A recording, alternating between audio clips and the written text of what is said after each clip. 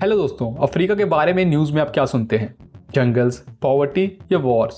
लेकिन आज हम बात करेंगे एक ऐसे देश की जहां रेवोल्यूशंस के सपने पलते हैं, बुर्किना फासो।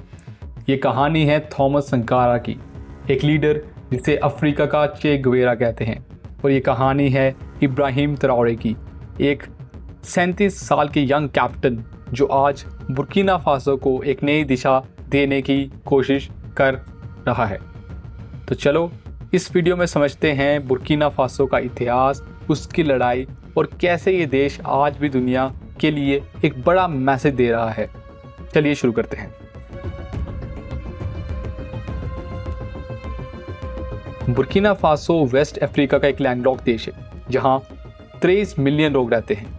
इसका नाम का मतलब है लैंड ऑफ अपराइट पीपल। मूरे और देयूला लैंग्वेजेस में बुर्किना मतलब अपराइट और फासो मतलब फादरलैंड। ये नाम 1984 में थॉमस संकारा ने दिया, जब उन्होंने इसका नाम अपर वॉल्टा से बदल दिया। ये नाम सिर्फ एक नाम नहीं, ये एक आइडेंटिटी है। सेंचुरी से यहाँ के लोग अपनी आज़ादी के लिए लड़ते आए हैं। 11वीं सेंचुरी में मूसी किंगडम्स ने रूल किया, फिर 1896 में फ्रेंच ने इसे अपनी कॉलोनी बना लिया। 1960 में इंडिपेंडेंस मिली, लेकिन फ्रेंच इन्फ्लुएंस अभी भी ख़त्म नहीं हुआ। यहाँ से शुरू होती है एक रेवोल्यूशनरी कहानी। 1983 में एक 33 साल का मिलिट्री कैप्टन थॉमस संकारा एक कूप के ज़रिए पावर संभालता है। वो एक ऑर्डिनरी सोल्जर नहीं था, वो एक विजनरी था, जिसे लोग अफ्रीका का चे गुवेरा कहते हैं। संकारा का सपना था बुर्किना फासो को सेल्फ रिलायंट बनाना। No foreign aid, no IMF, no world bank. उन्होंने कहा हम अपने दम पे खड़े होंगे। उनके 4 साल के रूल में क्या बदला सुनिए। 2.5 मिलियन बच्चों को मेनिंगिटिस, येलो फीवर और मीजल्स के वैक्सीन्स दिए सिर्फ वीक्स में। लिटरेसी रेट 13% से 73% तक बढ़ाया नेशन वाइड कैंपेन्स के जरिए। 10 मिलियन ट्रीज लगाए ताकि डिजर्टिफिकेशन रोका जा सके। विमेन को हाई गवर्नमेंट पोस्ट दिए, फोर्स्ड मैरिजेस और पॉलीगैमी बैन किए। रोड्स और रेलवेज बनाए बिना किसी फॉरेन एड के। संकारा ने हर बुर्किनाबे से कहा अपना खाना खाओ, अपने कपड़े पहनो। उनका स्लोगन था फादरलैंड और डेथ, वी विल विन।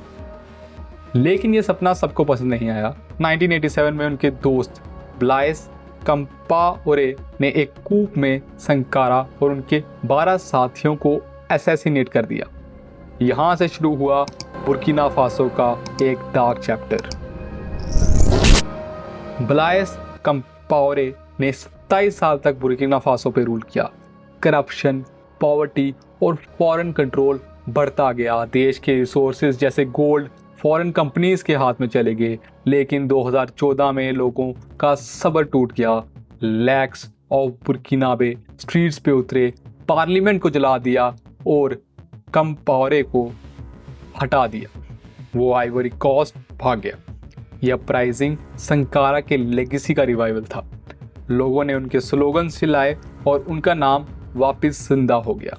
2021 में कंपाओरे और 2 लोगों को संकारा के मर्डर के लिए उम्र कैद दी गई, लेकिन वो एब्सेंशिया में थे क्योंकि वो अभी भी आइवरी कोस्ट में छुपा है। 2022 में एक और young military captain Ibrahim Traore scene पे आया। सिर्फ 37 साल का ट्राओरे दुनिया के सबसे यंग हेड्स ऑफ स्टेट में से एक है। सितंबर 2022 में उन्होंने कू के जरिए इंटरिम प्रेसिडेंट पॉल हेनरी संटियागो डमीबा को हटा दिया। क्यों? क्योंकि डमीबा जिहादिस्ट इंसर्जेंसी को कंट्रोल नहीं कर पा रहा था। ट्राओरे ने आते ही बोल्ड स्टेप्स उठाए। फ्रेंच ट्रूप्स को देश से निकाला और फ्रांस से डिप्लोमेटिक टाइज काट लिए। माली और नाइजर के साथ अलायंस ऑफ साहेल स्टेट्स बनाई ताकि रीजनल सिक्योरिटी बढ़े। गोल्ड माइंस को नेशनलाइज किया और बुर्किना फासो का पहला गोल्ड रिफाइनरी स्टार्ट किया जो 150 टन गोल्ड प्रोसेस करेगा हर साल। न्यू एयरपोर्ट, रोड्स और एग्रीकल्चरल प्रोजेक्ट्स जैसे national support centre for artisanal cotton processing शुरू किए। IMF और वर्ल्ड बैंक के लोन्स रिजेक्ट किए और कहा हम अपने रिसोर्सेज से खुद डेवलप करेंगे। ट्राओरे के सपोर्टर्स उन्हें एक नई उम्मीद के रूप में देखते हैं। वो रेड बेरेट पहनते हैं, मिलिट्री फटीग्स में दिखते हैं और अपनी कैप्टन की सैलरी पे जीते हैं, प्रेसिडेंशियल सैलरी नहीं लेते। उनका मैसेज है सॉवरेनिटी या slavery, we choose to fight. लेकिन अभी सवाल ये है, क्या वो सच में देश को बदल सकते हैं? इंसर्जेंसी अभी भी बड़ी प्रॉब्लम है। 40% देश रेबल्स के कंट्रोल में है और कुछ क्रिटिक्स कहते हैं कि डिसेंटर्स जैसे मीडिया या ऑपोजिशन के खिलाफ क्रैकडाउन्स भी हो रहे हैं। तो ट्राओरे का फ्यूचर अभी क्लियर नहीं है, लेकिन लोगों में एक नई उम्मीद ज़रूर जगी है। तो क्या ट्राओरे संकारा जैसा बन सकता है? देखिए, कुछ सिमिलैरिटीज़ तो हैं। दोनों 30s में पावर में आए, दोनों मिलिट्री कैप्टन्स थे, दोनों ने एंटी इंपीरियलिज्म और सेल्फ रिलायंस की बात की, दोनों ने यूथ को इंस्पायर किया। संकारा ने 80s में और ट्राओरे आज सोशल मीडिया पे वायरल हैं। लेकिन डिफरेंसेस भी हैं। संकारा का फोकस आइडियोलॉजी पे था, मार्क्सिस्ट लेनिनिस्ट प्रिंसिपल्स और पैन अफ्रीकनिज्म। ट्राओरे का अप्रोच ज़्यादा प्रैक्टिकल है, सिक्योरिटी और इकोनॉमी पे ध्यान देता है। संकारा ने सोशल रिफॉर्म्स किए जैसे विमेंस राइट और एजुकेशन। ट्राओरे का ज़्यादा फोकस रिसोर्सेज एंड स्टेबिलिटी पे है। संकारा का रूल 4 साल चला, जबकि ट्राओरे अभी भी पावर में हैं और शायद 2029 तक रहें, क्योंकि उन्होंने economic community of West African states, जो कि एक रीजनल पॉलिटिकल इकोनॉमिक यूनियन है 12 अफ्रीकन देशों की वेस्ट अफ्रीका के, उससे एग्जिट किया और ट्रांजिशन प्लान बदल दिया। बुर्किना फासो छोटा सा देश है, लेकिन इसका ग्लोबल इम्पैक्ट बड़ा है। ये अफ्रीका का गोल्ड हब है। 2023 में $8 बिलियन का गोल्ड एक्सपोर्ट किया, लेकिन पहले ये वेल्थ फॉरेन कंपनीज के हाथ जाती थी। ट्राओरे ने इसे बदलने की कोशिश की, गोल्ड को डोमेस्टिकली रिफाइन करा और रशिया, तुर्की जैसे नए पार्टनर्स के साथ काम शुरू किया। रशिया के साथ टाइज हेडलाइंस में हैं। 2025 में व्लादिमीर पुतिन ने ट्राओरे को मॉस्को बुलाया और एक स्टेट एयरक्राफ्ट भेजा। ये एक बड़ा सिंबॉलिक मूव था, लेकिन क्रिटिक्स कहते हैं फ्रेंच कंट्रोल से निकल के क्या रशिया के कंट्रोल में जाओगे? ये सिर्फ बुर्किना फासो का इशू नहीं, ये एक ग्लोबल पावर गेम है जहां अफ्रीका के रिसोर्सेज के लिए ईस्ट और वेस्ट लड़ रहे हैं। ट्राओरे के लिए चैलेंजेस कम नहीं हैं। जिहादिस्ट इंसर्जेंसी ने 2 मिलियन लोगों को डिस्प्लेस किया है। 2023 में कर्नो मैसेकर जैसा इंसिडेंट हुआ जहां मिलिट्री ब्रिगेड ने सिविलियंस को टारगेट किया। ये ट्राओरे के रूल पे एक कलंक है। डेमोक्रेसी का प्रॉमिस भी डिले हो गया। इलेक्शंस अब शायद 2029 तक नहीं होंगे, लेकिन होप भी है।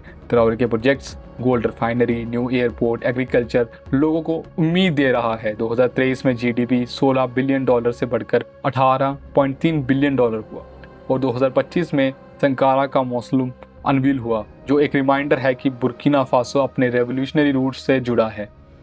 दोस्तों, बुर्किना फासो की कहानी सिर्फ एक अफ्रीकन देश की नहीं, ये एक इंस्पिरेशन की है। थॉमस संकारा ने दिखाया कि एक छोटा देश भी बड़े सपने देख सकता है। इब्राहिम ट्राओरे अब उस लेगेसी को आगे ले जाने की कोशिश कर रहे हैं, लेकिन वो कहाँ तक जाएंगे ये वक्त बताएगा।